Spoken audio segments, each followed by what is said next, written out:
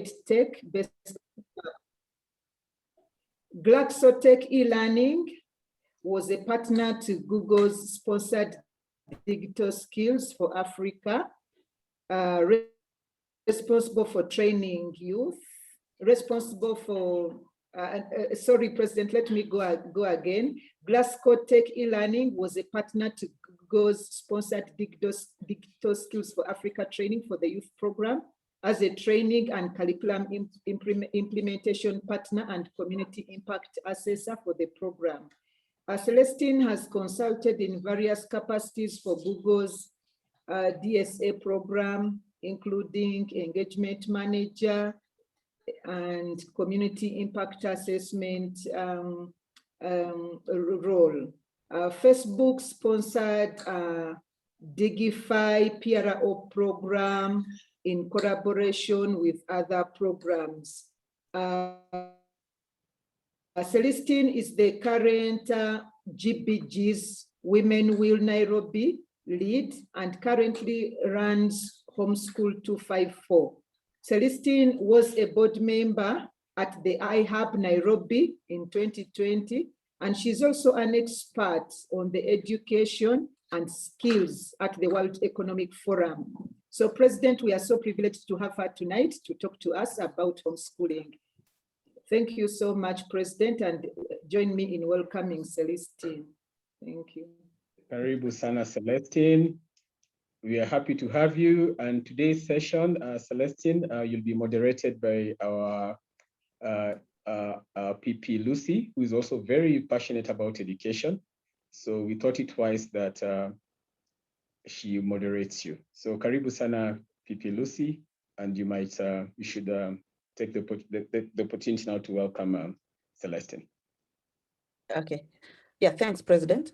Celesstine, welcome so much to the Rotary Club of Gigiri, Nairobi Gigiri. And we are looking forward to hearing more about this topic about homeschooling, because looking at COVID, it doesn't look like it's going anywhere. And somehow, perhaps we don't know what even the government will say going forward if things get worse, because now we are hearing about Delta virus, I don't know, variant, and so on and so forth. So we are keen to understand perhaps, did homeschooling start yesterday? How is it in Africa compared even to Europe and other places? And how can Africa embrace it even without power and without, you know, we'd want a lot of that, where you started from and how we can embrace it in Africa as well. So perhaps if you have a presentation, you can go ahead and then we'll ask you questions thereafter. Karibu, welcome. Thank you very much for inviting me, Mr. President. And I'm very honored to at least be part and parcel of today's evening's agenda and presenting about homeschooling. So what I'll do, I had prepared a little presentation. It's a bit lengthy, but I will jump into just the very vital parts. And then at a later stage, it will be shared with the President and he can share it with the members, whoever wants to have the presentation and go through it in detail. So I'll be sharing my screen and I'll take you through, and then after I've finished talking, I welcome any sort of question that will come after that, if that's okay. Perfect, go ahead.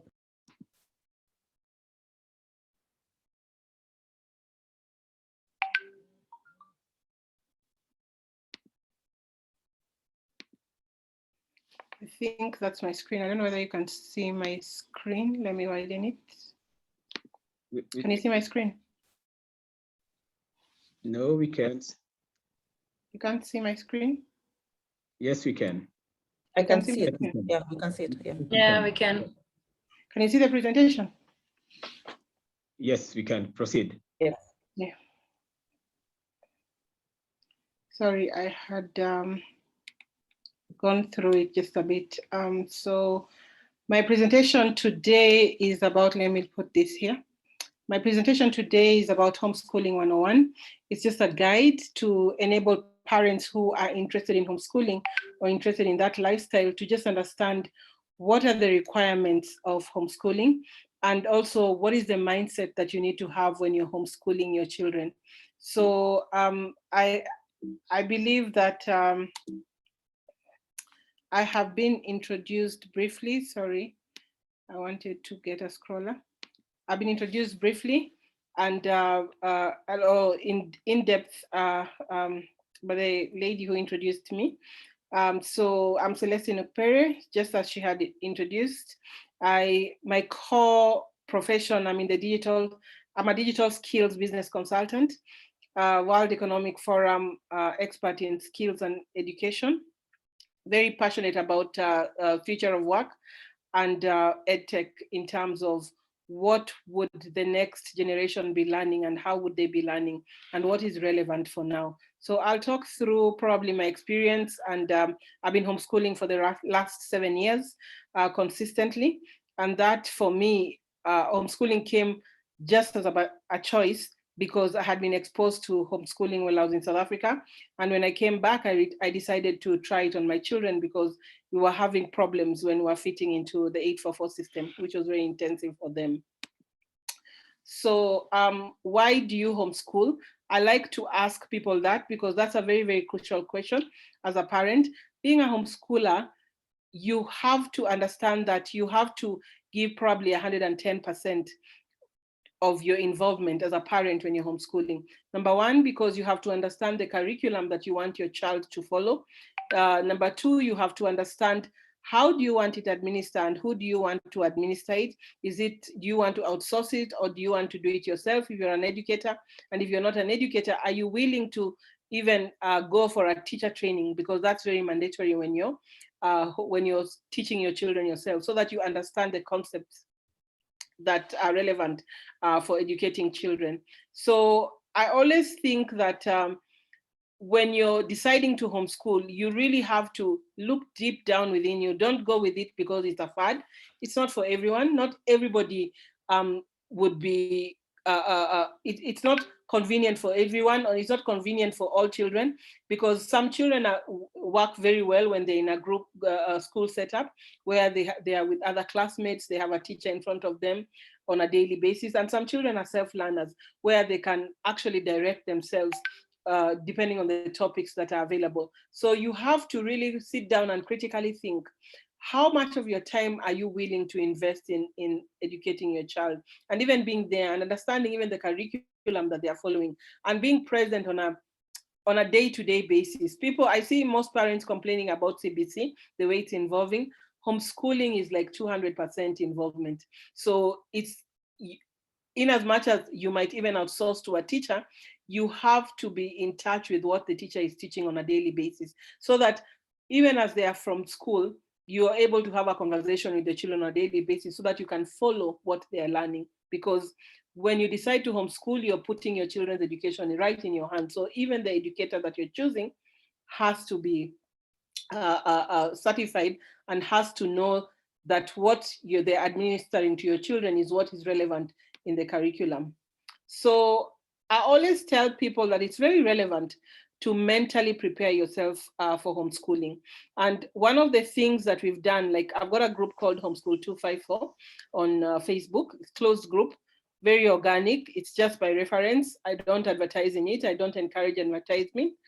It's a group that enables most parents to sit down and think how any question that they ever thought of homeschooling, this is a safe space to have a discussion around it and get advice from each other, get advice from the co-ops that are within our communities so that you can interact for social activities. So I've got this video that is very relevant for people who are wanting to homeschool on just the why of homeschooling.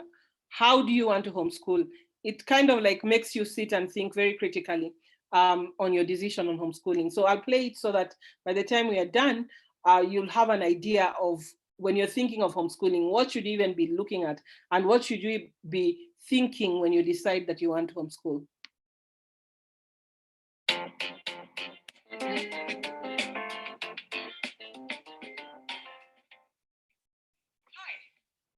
To my How to Run Your Homeschool video series. My name is Kriti Onyango. I'm a homeschooler. I have 5 children and I've been homeschooling for the last 15 years. I'm also a fashion designer and an entrepreneur, and I bring those aspects with me to the homeschool front. This video series is on the how to get your ship sailing and keep it afloat. So I'll be addressing various aspects on how to homeschool. I've learned a great deal about homeschooling over the years, so I'll be sharing my experiences and knowledge with you. Firstly, I'd like to say that I love to teach. I love it when children's eyes light up with knowledge, when their eyes sparkle because they've discovered something new. Their aha moments are so gratifying. Today's tips are on how to prepare yourself mentally. So, you've decided to homeschool. Whether you're doing it for a short period of time or long term, you need to be mentally prepared. Homeschooling is a lifestyle. Teaching is a calling. And to be effective at this endeavor that has you imparting knowledge, sharing ideas, making discoveries, guiding, encouraging, you want to be your true, authentic self. Students respond to confidence. Your students see your way of being first before they hear your subject matter. And your way of being comes forth as you teach. And many times that's what's being heard. So let's consider your way of being. Are you at ease with yourself or are you stilted? Stilted comes through as stiff, guarded, insecure, unable to take proper command, and other not so workable, defeating ways. Natural, on the other hand, projects as being at ease, confident, interested, interesting, patient, broad-minded. You want to be broad-minded to teach. If you think back at your school days, the teachers that made the biggest impression on you are the ones who are truly at ease with themselves. It really is an effective way of teaching. Homeschooling is a job, just like any other job, where you're dealing with people, and in this case, children, of different personalities and temperaments. When you're working with people, you need to be patient, accommodating, and tolerant. As a leader, you also need to be firm and uphold the standards. So it's a balance. It's a constant, continuous balance. And sometimes you may find yourself sort of leaning on one side, then you have to work your way back. And then another time you find yourself leaning on the other side, and then you've got to make your way back. A constant, continuous balance. Very much like driving a manual car. Up a hill, in the traffic. Constant, continuous balance. Homeschooling is not for the faint-hearted. Finally, you want to enjoy your homeschool. You have to inject into your homeschool what makes it enjoyable for you. If you don't enjoy it, there will be no chemistry. It will be lacking of your essence. You need your essence to make your homeschool vibrant and engaging. So those are my tips, some tips on how to prepare yourself mentally. My next video will be on how to prepare your children mentally. So that was a very insightful video on basically a homeschooling parent who's part of our group, who's got 5 children and she's homeschooled all of them. And she's been at the game, I think, for around 10 years. And she's one of the people who I leaned on when I came back.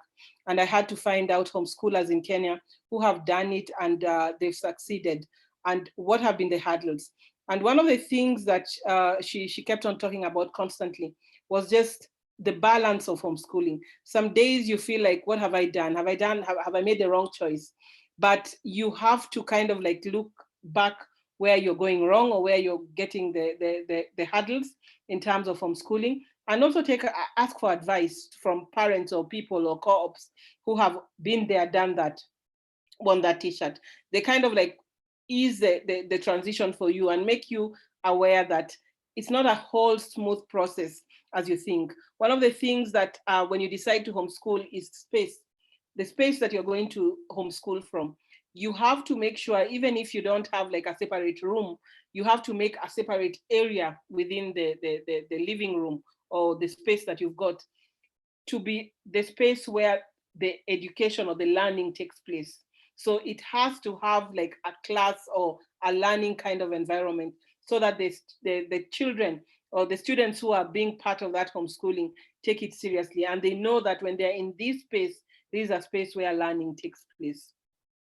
So there are a lot of lessons or pointers that you can look at in terms of setting up a safe space for your homeschoolers. And this slide mentions it.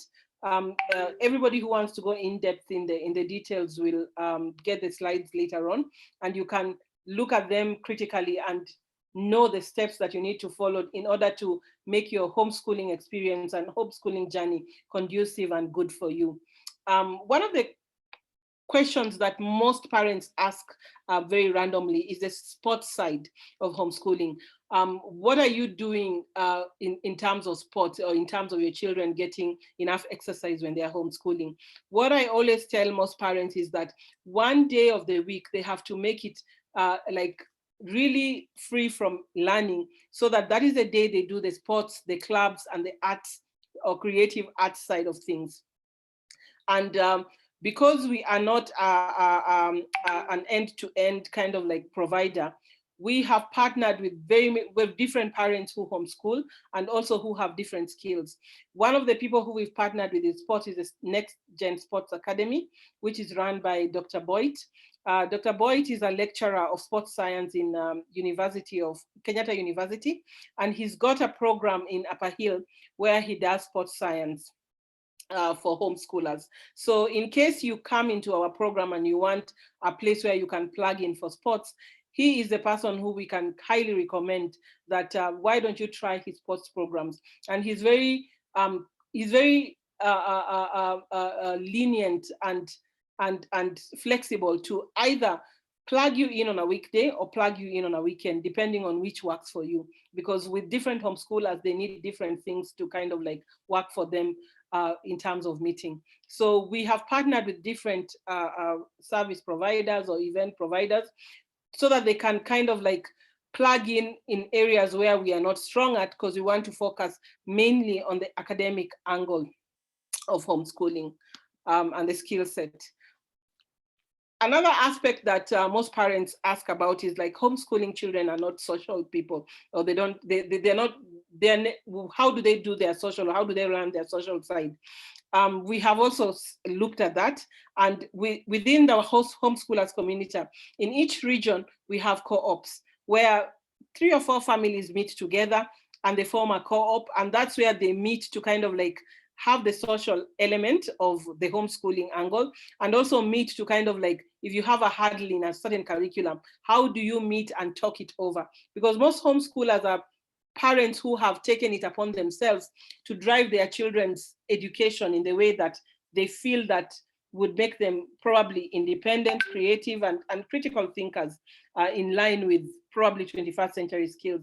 I encourage most people, when you decide to homeschool, don't leave that angle just to the teacher because you're paying a teacher, or because you are a breadwinner and you decide to outsource it and you leave it entirely to the teacher. You have to be involved 110% more than the teacher. You have to be aware what the teacher is administering, what are the social elements, because the teacher would not come in for that. That social side would be up to you to decide that this is the day we set aside maybe to meet for co-ops or homeschool trips. We also have a group of homeschooling people who homeschool, who have monthly trips. And one of the events we went for before the pandemic was House of Manji. So our field trips are inclined towards careers or professions, so that while the students go, let's say, to the House of Manji for the field trip, what they understand is what does a career in baking or food production entail? Even from the being a supplier, learning the logistics, and even running a factory. So they go through the whole narrative, and also the accounting side, the financial side of becoming a baker or producing a product. That enables the students to actually decide whether, if they want to do an internship within the process of homeschooling, where would their leaning be towards? Some people go to the to VETS, the SPCA, and if you want to be a vet, you know that that is where you're going to learn more about animals. If you want to be a photographer, we partner with organizations that do photography or creative arts. And we do it from a point of the digital aspect, especially now, because digital is the future. So with homeschooling, as you can see, it's not just a plug and play. You have to do your own research as a parent, and also look at your child where the strengths are and drive them towards those strengths. It's not what you want, it's what the child wants and what the child enjoys doing. Because at the end of the day, the career or the future of the child would be lined towards what they enjoy doing effortlessly. I've realized that, especially with the skills development space, where I'm an 844 product. We did so many subjects. There are some subjects which I was good at, but I never picked them so much because my parents didn't understand what they were about, something like music. Maybe if I pursued music, I'd be a music teacher, or I would be a music producer or a content creator. You never know. Because with entertainment or with the pandemic, what kept people going was that online entertainment, and content creation has become a space that is growing very hugely. I'm kind of like learning content creation through graphic design now. It's something that I enjoy doing effortlessly, but because I never did it initially from the grassroots, for me, I produce good things that I look at and I'm like, wow, but I would have done better had I done my 10,000 hour involvement. We've got 3 curriculums that we always encourage homeschoolers to follow. And the 3 most important curriculums in Kenya that homeschoolers follow are the Cambridge curriculum, which is IG or Excedel, the American curriculum, which is the one from North America that they do the GEDs, and then the ACE, which is Christian-based. So depending on where you fall within the homeschooling community, you can pick any curriculum that you want to follow. Personally, I chose the Cambridge curriculum because number 1, it is global. Number 2, the children who do Cambridge can get admission both in American and European universities. So it kind of like gives them an edge. And the checkpoints, and with regards to checkpoints, we have partnered with Cambridgeland, which is based out of South Africa, to give the students checkpoints and make sure that learning is taking place and we are following the right Cambridge curriculum. And also it kind of like makes it easy for me to know that the teachers have been provided for a curriculum, a timetable, and the exam, which are cuts, and the checkpoints to make sure that these students are learning what they're supposed to learn. And also the parents get to know in real time what their students are learning at any given day, if you're not the one administering the teaching, because you have the curriculum and the timetable forehand, and you can just have a conversation with your child to see, are they understanding what they're doing? As for autistic children, because there are so many parents who have autistic children nowadays, I encourage them to look at Montessori, the Waldorf or the CBC, because those are very practical curriculums that are very hands-on. For example, the Montessori, you're taught how to be very independent at a very young age and working with yourself as an individual. So the teacher treats you very individualistic in your own space. While the Waldorf, you have a teacher who you start with from the beginning until the end, and then it's very creative based. It's more of students who want maybe to focus on code or on creative arts, like something like sewing or knitting. Those kind of students, or painting, those kind of students, especially if you're autistic, it really works very well for them. And we have realized that because of the nature of how the education is transferred to them, it works for them because it's self-paced. So at Homeschool 254, just as I mentioned, we have the curriculum of choice is Cambridge, of course. We have partnered with Cambridgeland, and we have partnered with Cambridgeland on 2 points. There are parents who want, yes, the curriculum, to know the curriculum, but to have Kenyan teachers teach their children so that we can have probably a point of place where you can have that teacher coming in on a one-on-one with a child. So that is a very different program which we administer as a small group, while the other group is purely online. You register onto Cambryland. We are a partner. You get your code from us to show that you're registering through us, and we offer support throughout.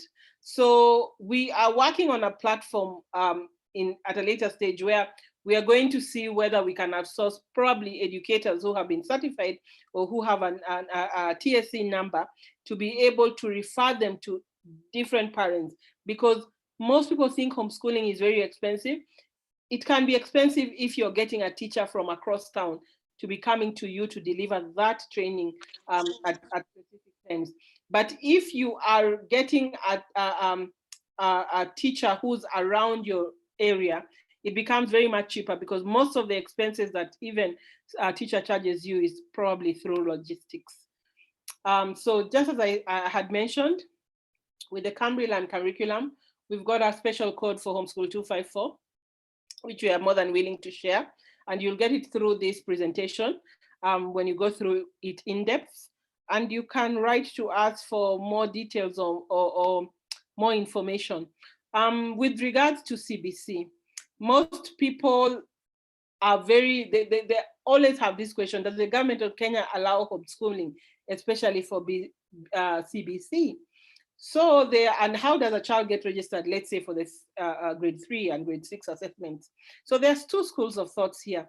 Some people think that it is illegal to homeschool your child in Kenya because homeschooling is not recognized.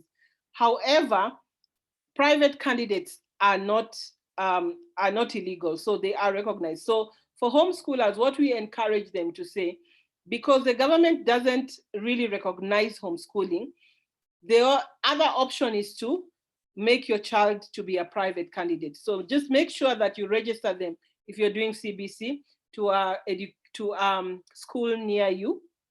And when it comes to time of doing the CATs or the checkpoint exams, they are at a school where they are doing them. And the second school of thought is like CBC for homeschooling is not advisable because of the activities that are involved at each stage of the class that the teacher has to administer and record them. If you as a parent are going to be doing them consistently, then you can go for it and keep a record out of it. So this whole page is just about what parents who opt to do homeschooling and they want to do the CBC curriculum, what would be good for them. Personally, because I think from a global perspective, I'm okay with Cambridge, because even with Cambridge, my homeschool child can be accepted in Strathmore, can be accepted in University of Nairobi, and can be accepted at Riara universities. Homeschoolers, we have always open days to all these institutions, and they welcome us, and they understand what we are delivering as long as you are taking your exam from the British Council and you bring those exam results from the British Council, your child will be admitted into campus. So as I had mentioned earlier, there are some parents who, especially with the pandemic, the economic situation has forced them to homeschool. It's not their choice. I always tell people that it's not difficult to homeschool if you put your mind to it, but know that you have to put 110% and make sure that you have a certified teacher who you run your ideas through and also take advice from. We have a group called Homeschool 254.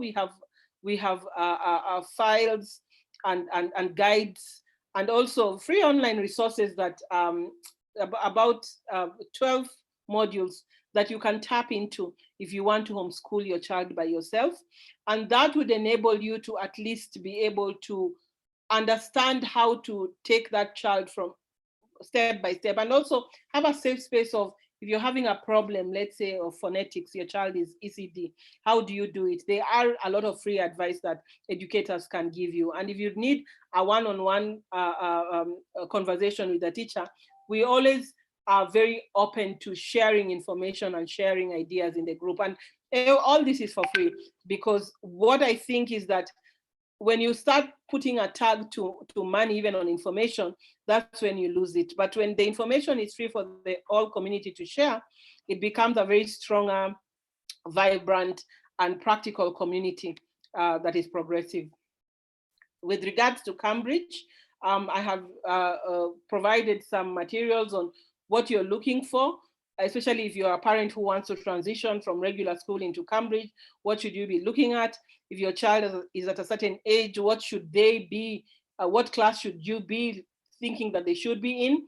And what are the checkpoint exams that they should be doing for you to be sure that they are actually learning and they are actually at par with other students internationally. What I always advise parents is that when you're giving them checkpoint exams or cuts, especially when you're assessing them to enter that particular class, just make sure that these exams are gotten maybe from a resource that is a Cambridge resource. And to make that more practical for us, we partnered with Cambridgeland because they have a lot of past question papers that we piggyback on. And those are the ones we administer to our students. While there's a Cambridge site also on Homeschool 254 where it's a whole resource of free past papers that you can also piggyback on. And also there are websites like Twinkle that are about 400 shillings a month that they give you the curriculum, they give you the past question papers, and also they give you each class on how to have a schedule and a timetable for your child or for your class if you want to do it or you want to work with a teacher. So there is a pathway for Cambridgeland that I have indicated, and it shows you what subjects your child should be doing at what stage. And as you can see, even from 5 to 7 years, they do ICT, so, and global perspectives, which are very relevant, especially when you're doing Cambridge, because it gives you a very different thinking, a thought process, and also the skill of coding from a very young age. So you start thinking very critically, and in terms of computer skills. You don't find it hard to kind of like adjust to different languages when the time is there for you to go into it. Extracurriculum activities that I always encourage parents to look at when they are having their children these days, or who are homeschooling, is to look at skills like digital marketing skills, which will also enable the child, if you're an entrepreneur, to be able to practice what they're learning on your business by either running your page or creating content for you, or even doing graphic design on their own as a side hustle. There are so many children who are now very creative and being able to earn on their own and also at their own free time, especially when they're doing something that they're passionate about. There are different clubs like the TED Club, there's film and animation, robotics, and Internet of Things Club, very relevant for the future. Machine learning is big right now with data analytics. So people have moved away just from basic computer science to now machine learning and AI. So the basics of what the child learns when they are 5 to 11 in ICT skills kind of like leverages now into robotics and IoT. And the earlier you start teaching them early, the better it is for them. We have outdoor science clubs and arts clubs. Arts clubs involve like graphic design, having Adobe exams. So there is a bigger picture of things that we learned now when we were in high school or secondary or university, tertiary, that people, young people have to learn now. And that is why you see probably children who are doing IG or other curriculum look as if they are versatile, but it's not like they are versatile. It's just that those fundamentals are introduced very early. But when you start learning fundamentals when you're older, you kind of like feel challenged because these are new concepts that you're trying to work your mind around, while for them, it's something that has been inborn and they've worked through it. So we've got a program coming in into Nairobi, which is called Galileo. It's a world learning program. links are there for people who would be interested to look at what word schooling is like. It's a very whole different concept, but it's quite interesting because this is something that I only used to dream of, but during the pandemic, because the pandemic made opportunities to be so much available, especially when you're online. 3 of my children got scholarships, $3,000 each for Galileo, and they have the scholarships for the next like 5 years, which I thought was not possible before.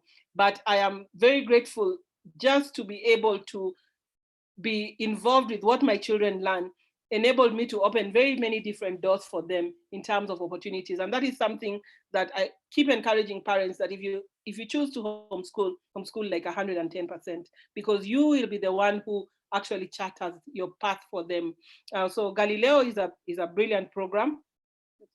Talks about leadership programs, talks about self-learning. So it is something that is very crucial for parents who are looking at skills for the 4th Industrial Revolution to just start thinking around. Exit plans, very relevant. We have come to realize, like, most people homeschool without having an exit plan. After you've finished your Form 4 or after you've finished your high school, what next? So that is what we look at as exit plans.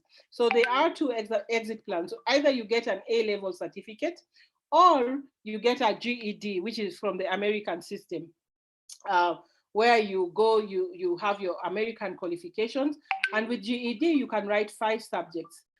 GED is accepted in USIU, where you just have to get your GED certificate accompanied by a certified certificate from the Kenya National Qualification Authority. And that is something that just takes a process of like 7 days. When you do your GED exams, your results come out immediately. There's a center in Westlands. Since the pandemic, before the pandemic, you could schedule your exam, like today is Monday, you could sit for an exam next Monday.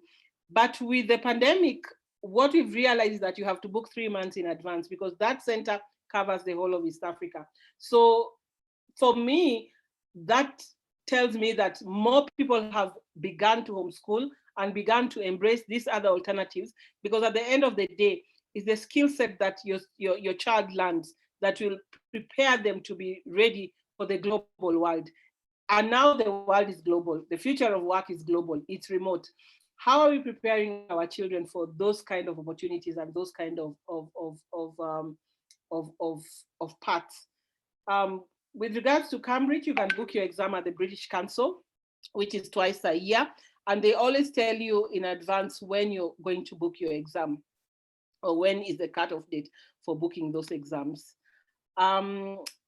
What I always tell people is that when you're homeschooling, the thing that you have to be very mindful and very crucial about is this proof of continuous assessment, and also supervisory oversight. Get a teacher who's certified to always overlook the curriculum that you're administering, overlook the cuts, overlook the checkpoints, and make sure you document everything every time they learn. And that's why the timetable of what they follow is very crucial. The cuts that they do at the end of the week is very crucial. And with everything being online, you can have a folder on your Google Docs where everything is dumped there, so that anytime probably the chief comes to make sure that your child is being educated, because most people have been reported for homeschooling their children, because people feel like you say you're homeschooling, but your child is not learning.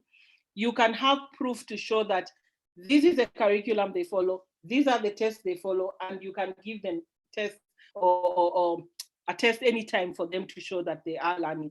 So it's very crucial to make sure that you're documenting the learning process. And if you have to get a legal affidavit, make sure that you do it stating that the child is a private candidate, because private candidate is what is allowed in Kenya. You don't have to go there shouting and brushing yourself with the law, saying that my child is homeschooled, they are learning, and homeschooling is legal. No, private candidacy is what is allowed. So make sure you use that loophole and make sure a lawyer documents it in the right wording for the authorities to be able to learn. So I think I've come to the end of my presentation. And what I can say is that learning from home can be very difficult, but it is doable and it is achievable. And as I said, it's not for everyone.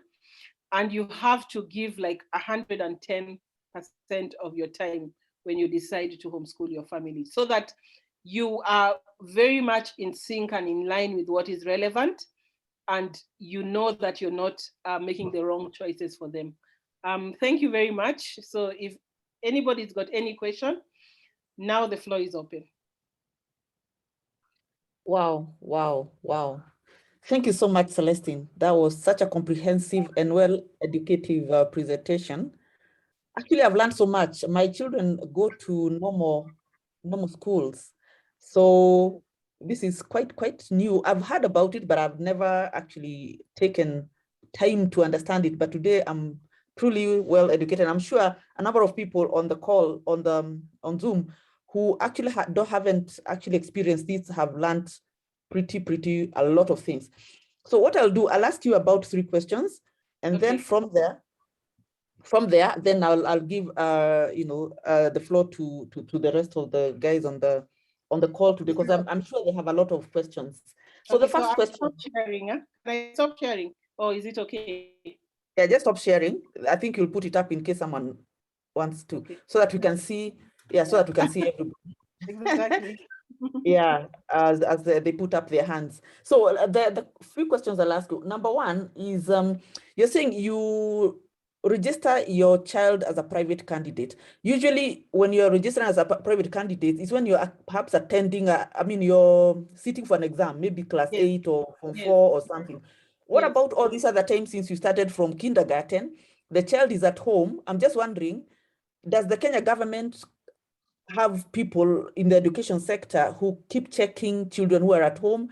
And what are the guidelines from the Kenyan government now that they I have not gotten anyone coming to check on me whether my kids are being are learning from home.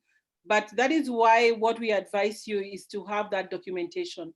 Make sure that you're documenting every journey of what your child is learning, and make sure that with every child, there is a file or a folder that you have collected that showcases exactly where they are at, what checkpoint exams they have done, when they did it, how often are they even doing their continuous assessment test, what are they learning from a weekly basis. Just have that record showcasing that these children are learning, because most of the homeschoolers who have actually been taken to reported to the police, they've been reported to the chief. So the chief is the one who comes home and has to check whether even the environment where you're saying these children are learning is conducive.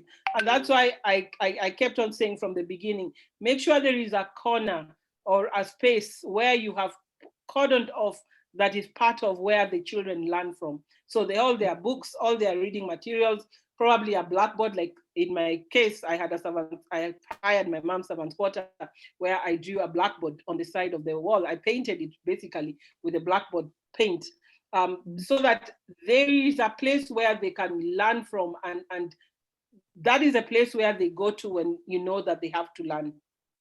So you have to make sure that the environment, number 1, is conducive, and there is record that you're putting on a day-to-day basis, so that by the time you're now registering them as a private candidate, if you now have to do the exams, remember you can register them even with the British Council, and they do their exams, but you have to convert those results through the Kenya National Examination Council so that they can be recognized. Let's say they want to go to University of Nairobi or Kenyatta University or Riara or Strathmore. They have to have an equivalent certification from the Kenya National Council of Examination to show that they are qualified to actually be going into university. Okay, fantastic. The other question is, I'm thinking of a child, this education, you can do it up to A levels. And and I'm thinking of a child who wants to do engineering, medicine, these practical things. And I'm just wondering, like when I remember myself in high school and in my chemistry lab with, I don't know, pipette, I don't know, Bunsen burner, really? Where do you get all that stuff? I hadn't even touched on that. There are so many labs that homeschoolers use. And I think we pay 500 shillings an hour. So what we do is that whenever you have a teacher who's taking your child for those chemistry, physics, those kind of practicals, you book a day that you're going to do. If it is 3 classes, you know that these 3 classes are coming in on a Wednesday and doing all the experiments that are supposed to be done. I know there is a lab on Mombasa Road, and there are 2 more, one in Karen and one on Gong Road. So when you're a homeschooler and you reach at that place where you need these labs, there are also other homeschoolers that you can piggyback on, like, oh, today is their lab day. Where are they and the curriculum? Can we tag along, or can we piggyback along? So that is where those co-ops and those communities that you are in are very relevant for you to kind of like integrate with them and be aware of what's happening at any given stage. So there are labs that you can hire. And worst case scenario, you can get your teacher to talk to the school that is around your locality and tell them, can we come in and have our experiments done, even with your students while they are learning? So that is that conversation that we are starting even as homeschoolers to just help each other, because the pandemic has unleashed that economic aspect where you have to also to look at how much you're spending on education. Yeah. Fantastic. Okay, the other question I have is the costs, for example, compared to a normal, this is more comparable to a normal private school, like Riara Primary School, Riara Secondary School, and homeschooling, and also because is it cheaper? Because I'm seeing you're hiring teachers, you're buying stuff out there. Homeschooling is so much cheaper than normal school, and that's what people don't understand. And it just depends also on your mindset. If you want to have a teacher who's coming in every day like a normal school, definitely you'll pay an arm and a leg. And that's why I said from before, when you form a co-op, you know the teachers that are around you that you want to work with, that are equally as good and can administer a course. And once you decide that, okay, I've got this teacher who's coming in to deliver this subject, one thing you can do is you can collectively, probably as a co-op, say that on Fridays, that's when the teacher comes in and explains everything face-to-face, or whichever classes that you have. How do we pay per lesson? I always advise parents, like, get a teacher who you're paying per day for the whole, like if a teacher can teach grade 1, 2, grade 1, 4, and 8, take a teacher who can take them all and pay them per day. That way it becomes much cheaper for you. Like, for example, I used to pay 3,000 shillings for my 3 kids, which is very affordable. But if you're going there and asking the teacher, what is your rate? Trust me, they'll tell you 2,000, 3,000 per hour. And remember, a child has a very short attention span, yeah? So just make very sure that this is a subject that you're teaching and you're delivering it probably in 45 minutes. The next lesson is reinforcement, and the next minute is a cut, and we are moving on. And then the next week, you're also you're having a reflection of what you learned, so that that information doesn't move away from their brains, And then use a lot of, and maybe because I'm in the EdTech space, I'm very big on images and videos and resources, online resources. So I make sure that my children also take advantage of those online resources, because right now what I know is that the attention span of everybody is shorter than the attention span of a goldfish. So a goldfish has 6 seconds attention span. If you want to teach a child, teach them something very interesting and in a story form that they will remember, even if it is a content creation. Tell them to create content about what they learned, and you'll realize they're actually learning, and they can give you also some insights of what you never thought of. Yeah. Oh, fantastic. Wow, now it looks like this is quite a good thing. Now I'm looking at the future. Now that you've been in this industry for a while, how has it been growing in Kenya? And what do you foresee going forward now that with COVID, perhaps it will accelerate? We don't know, but what are the indications you're seeing, especially even from last year? Is it growing? Is it? I think a lot of people have gone into homeschooling. Like we are many more. And then for me, I don't look at the future in terms of Kenya. I look at the future in terms of the global perspective. And that is where now you see also subjects like global perspectives come into play when you're doing Cambridge, because you as a parent have to know that my child is a global citizen, is not a Kenyan. So where they can work from wherever they want. Right now, what is trending is that digital nomad lifestyle. Digital nomad is a lifestyle where I can work from anywhere as long as I've got Wi-Fi. And many people are doing that. Many people are embracing that lifestyle.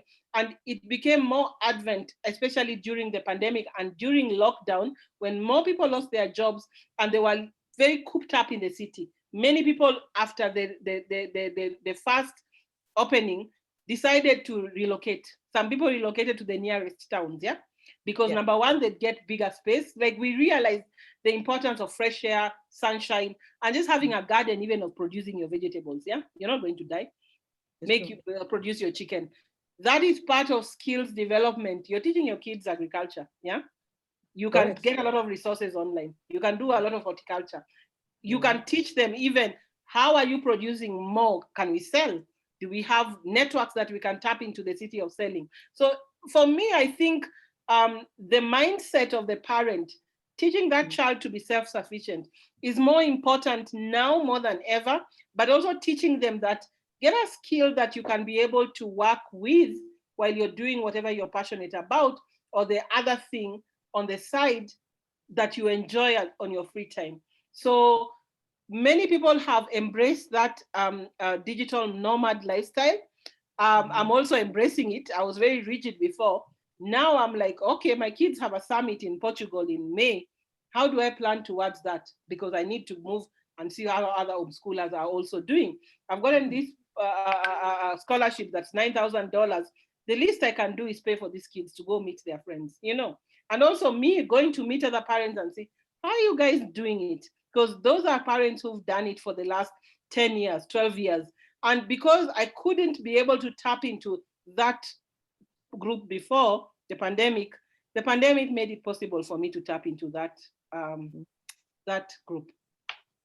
Fantastic. In fact, I think it's only that I've been an advocate of Eat44, because that's all I know, because that's where my children go.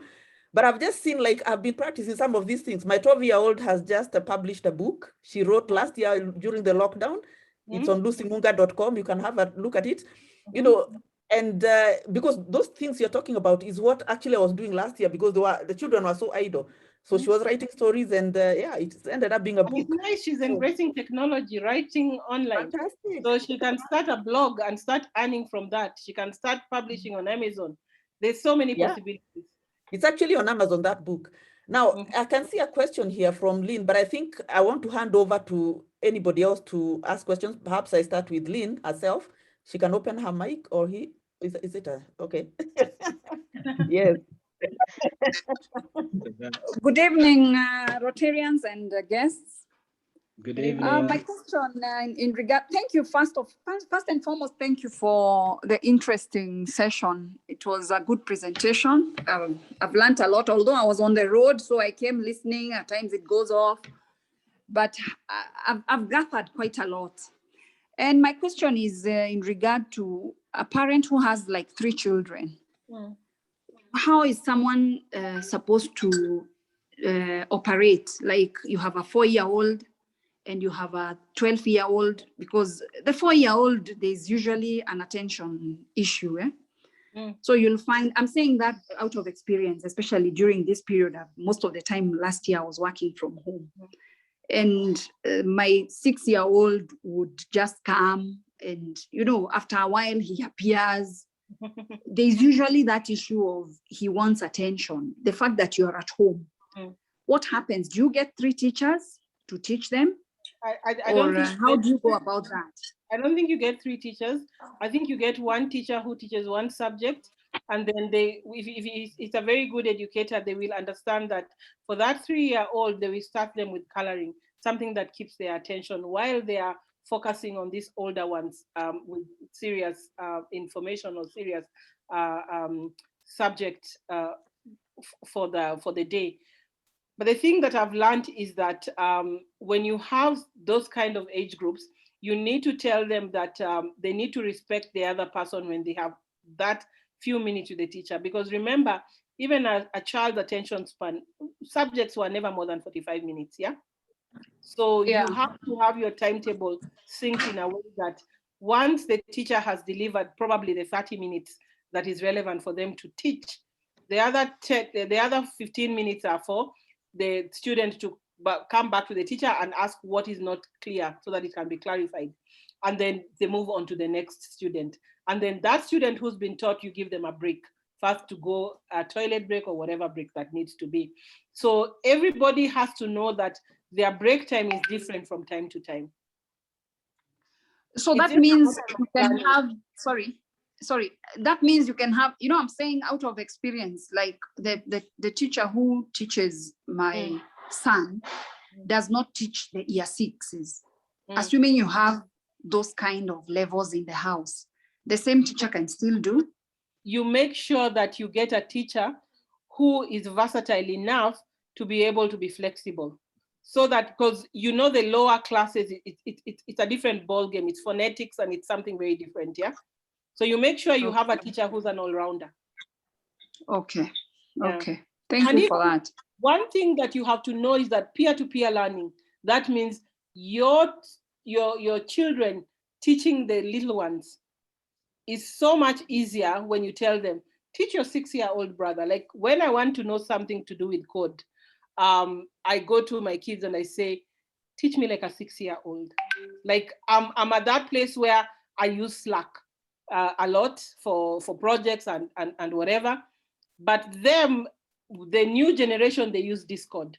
I never knew what Discord was. I was invited to Discord and it was very irritating them teaching me how to use Discord. And they were like, it's just Slack for millennials. That's what they explained to me. So Wow. you have to be very patient to know even what gadget or what platform is relevant for them now. Like TikTok is brilliant for them. It's not for me, but I've learned how to work around it, because what I've realized is that with TikTok, you can teach a lot of information in a short time, and also meet them at their level and understand what is it that excites them, and use that as an example to kind of like when you're talking about what is relevant to you for them to understand. Like when I'm talking to my daughters, I tell them, just the way sad is relevant to you in TikTok, this is relevant for me because it teaches me in this other manner. So that makes them wonder, oh, so you understand our lingo, our kind of influencers, our kind of people. That's why I said it is 110% involvement. It sounds very involving for sure. It is. But it's good because you're trying to learn much. But it's because also what your children are learning. But it's because also I'm in that space. I'm in the skills development space. Okay. So apart from teaching the little ones, I teach the adults. And with the adults, they know it all, yeah? So you need to... Okay, and what about the physical activities? I had mentioned before that we have partnered with NextGen. It's run by Dr. Boyd. He's got a space out of Upper Hill, and he's also a lecturer of sports science in Kenyatta University. So he's a graduate, a PhD graduate from Cape Town UCT, University of Cape Town, and he's got a brilliant team that manages all sorts of sports under his program. I thought like there's no need of reinventing the wheel. When you're homeschooling or working as a team, how do you leverage or piggyback on other people who have same mindset, same programs, same things that you're doing to see what you can push to the next level, offer your community? Because that's the main thing about having a strong homeschooling community that also looks like it's progressive. Usually some arrangements to do it within your estate or something. Also, we have like you do physical. Oh, okay. Thank you. We have co-ops people plug into. If you don't want to go to his institution, when you're in the group and you ask, does anyone run any homeschooling activity? Or like I know Sadili does swimming, basketball, and something a few days a week for ACE. You can plug yourself into those. Okay, and if someone is interested but not yet made a decision, can someone co-opt? I mean, can you be in that group to Yeah, just learn Yeah, you can be in the group and and have just the learn. feel? Yeah. Okay. It's all a matter of education. And one thing you have to know is that with the scholarship that my kids got, yeah, one of the criteria, like they had to go through a rigorous interview process. One of the criteria also, it was the mindset of the parent. They were looking specifically for parents who understand homeschooling. Whether you are, and even if you are willing to pay and you are a worker, they were not taking those students because you don't understand the lifestyle.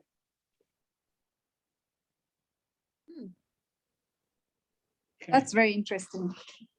I've learned a lot because I've noticed even a few parents from my kids' school, they've gone into homeschooling, especially due to COVID situations and high school fees and, you know. Okay, thank you very much.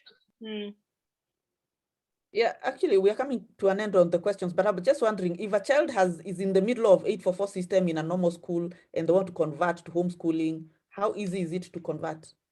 What we tell you is that you have to have a sit down with your child and really reach a consensus that that is what you people have agreed to do, and talk with the teacher or the person who's giving them the curriculum that you want them to go into, and they work backwards. So with every subject that they are learning, they have to be taught as if they are learning from grade 1 with fundamentals so that they can be able to catch up. So you work backwards into the present. So you can start with a certain subject, but you're doing the introduction as from the the initial stages, so that that child gets to understand how it's done, or the thought process of how they will reach the conclusion of what they're learning.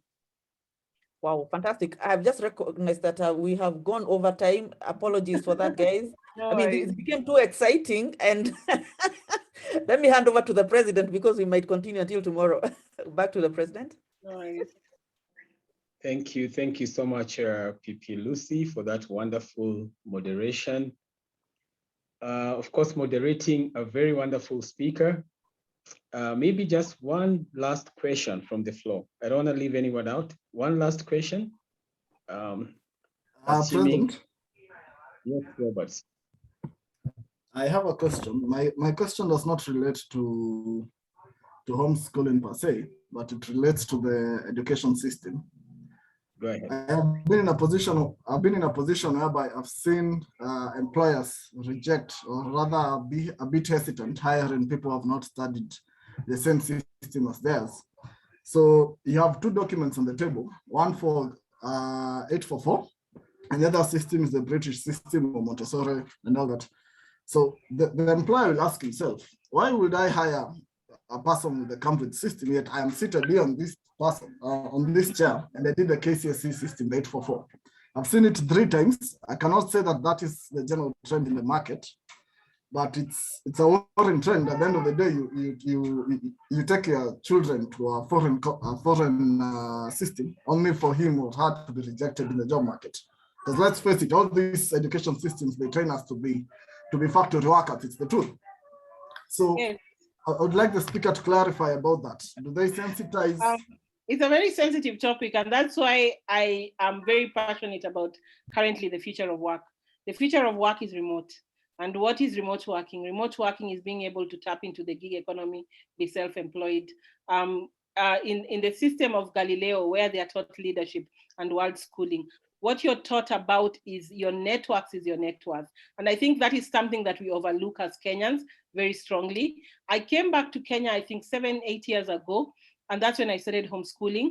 And I never got any opportunity from people I knew from here because they didn't understand me. But I got opportunities from the network of people who had made from outside. So my name is more made from outside to within. So for me, it never really matters what's happening in the country or what's happening in the system.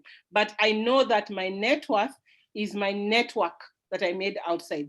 So when you understand about remote working and the future of work and the gig economy, the economy that's coming, you better make yourself relevant to who matters. It is much easier. I'll give you an example. A lady, a young girl who's Elsa Majimbo, what did she do? She started creating content, Comms PR from Strathmore University. During the pandemic, she started creating content online on Twitter, making jokes. We didn't understand it as Kenyans. We dissed her. South Africans understood her. A manager from South Africa understood her, took her up. Right now, her net worth is $2.5 million just within 2 years. So if you don't understand the power of technology, the power of social media, and you're still thinking that you're going to be working, then I think you're in the wrong space. Just as I tell my students, the future is not about physical assets. The future is about digital assets. So when you're thinking, even as an artist, are you leveraging your talent to align yourself with crypto? Are you aligning yourself with NFTs? That is what you should be talking as a young person, not necessarily what is the dollar shilling rate. That doesn't cut anymore. I was in an SME group where they were funding some businesses, and that was people who are in diaspora, Africans, who want very high returns. And people will be saying, oh, crypto is bad, crypto is killing. If you don't understand it, like I don't understand it, I don't touch it. But people are investing in crypto and reaping big tech because people want to invest in you, get high returns 4 months. And that's what banks have not leveraged on, and they're not understanding. By the time they wake up, there'll be no more jobs because people will have invested where it's relevant. So I come in, I invest with you because maybe you have an off-taker market for a product that is needed in a certain region. You don't have the money, the bank is refusing to give you because of the whole system, as you said. I want to work with people within my system who understand what I'm all about. And you invest, they miss that opportunity. Other people come in, invest, get their returns, pull out. The farmer or whoever the SME, the startup, makes their money, and it keeps growing, and we are not understanding how this making money because we are rigid and safe in our space. For me, I think if you watch a lot of sci-fi, this pandemic for me, it's like Hunger Games. It's like there was a series, I've forgotten the name now, but it's very familiar with those times. And what I say is that content that's been created is something that's either coming or it's about to happen. So it's up to you to choose which side you want to be on. Well, I believe Rotarian Robert, you're happier now with that clarification? Yes, Mr. President, I got it. Thank you so much. And it was a critical question because it brought up all other aspects of all these challenges people get because of the system and how, of course, navigate it through technology and just being deliberate. So in the interest of time, I want to take that as the last question and invite, it's back to you, Pipi Lucy, the moderator, to give our speaker a vote of thanks. Oh, wow. This has been one of the best evenings that I've had. And I'm very, encouraged, or rather, I'm curious to understand a little bit more. So do not be surprised if you just find an email right this evening in your inbox from me, because you've given us your email address. Yeah, feel free to reach out. Because I'm so, I look at education is the best thing that you can ever do to give to a child. And the aspect, what you brought out today is how does the future look like? It's nowhere near what we know. It's completely different. And the kind of education that we are giving our children, whether they're in 844 system or whatever system they are on right now, there is something that we need to think about to bridge the gap as quickly as possible for them to be able to be useful going forward and to be competitive in the new world that's coming that we never experienced. And it's totally different. So and that's why I'm saying the more I come to your to your inbox, or the faster I find that, because I'm one person who mentors a lot of children. I even have some that I pay school fees for as an individual, as much as I'm a Rotarian. And for me is to make a better future for these girls and boys I don't choose, but I keep getting girls for some reason. Yes. And this is just the beginning of perhaps for you to bring us on board onto the future, because I think you've done a lot of research on that. So this has been such a fantastic evening having you around, and we have learned so much. And we look forward actually to even having you in another day, because you never know, maybe there's another topic these people will come up with and say, we need to understand a little bit more on this aspect. So we'll be calling you again. So asante sana, and God bless you. Karibu. Okay, thank you, Pipi Lucy. And just to write on the vote of thanks, we'd like to recognize your presence by just offering you a small token of appreciation. Those days we used to do our physical Zooms, we'd have given you something physical, but today that's a certificate of appreciation, which we are presenting to you as a club in appreciation of you taking your time and teaching us.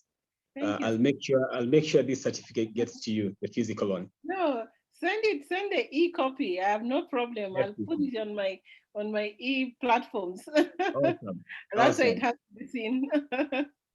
Exactly. Thank you. Really appreciate it. Thank you for sharing. Thank you for sharing, Rotaract Wilson. Thank you so much. Now, I'd like to close. We have one more session. For me, the take home is, okay, let's do the essay session. But in the interest of time, I'll just ask for happy dollars, very quick round of happy dollars. Rotarian Robert will also guide us through that. Just 3 minutes for happy dollars, then I'll wrap up the fellowship. And yeah, as Pipi Lucy said, it's a privilege to extend our time, but we have learned so much. Robert, back to you. Just happy dollars and then we wrap up. Thanks, Mr. President. So in the interest of time, today I'm not going to be finding anyone. So I'm going to call out members who have happy dollars or sad dollars. But I see the AG Esther has raised her hand up. Maybe she can start with the happy dollars. Thank you, Rotarian Robert and Mr. President. Our guest today was just marvelous. I wish I listened to her. Unfortunately, 17 years ago or 20 years ago, I would have made a major change. That was just awesome. It was lovely. It is something we need to learn. And for that, my 5 happy dollars go to her. Thank you, Mr. President. Karibu sana, AG Esther. Let's move fast. Any other happy dollars?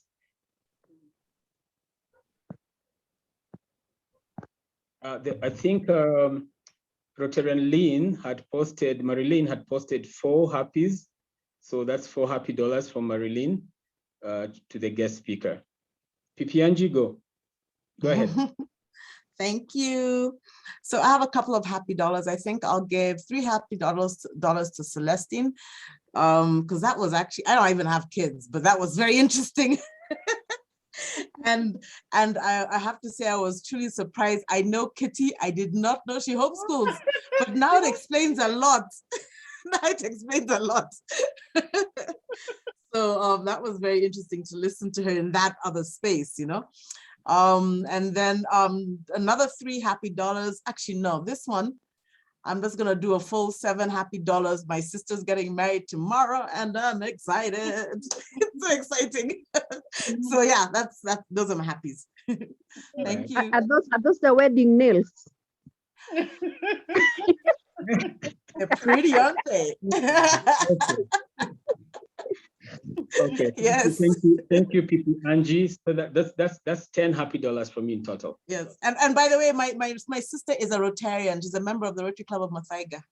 So Rotarian Judy is getting married. Awesome. Yeah. Thank you for the information too. I have seen Scholar with 2 happy dollars. Thank you, Scholar, for that. Any other happies? We just wrap up in a few minutes.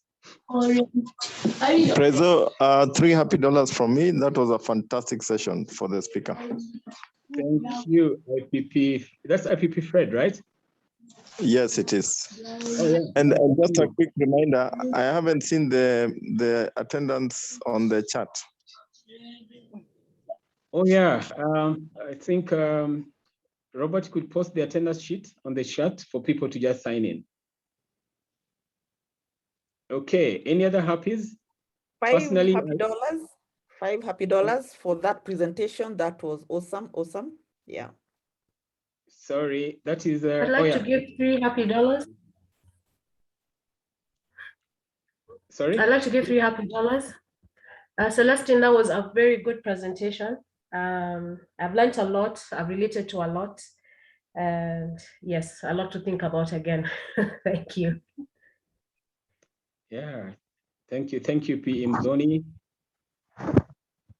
Well, I'll probably, okay, any other person? Okay, I'll wrap up by giving $10 happy to Celestine for that wonderful presentation. 5 of it, of course, for today's presentation, and another 5 for just keeping in touch.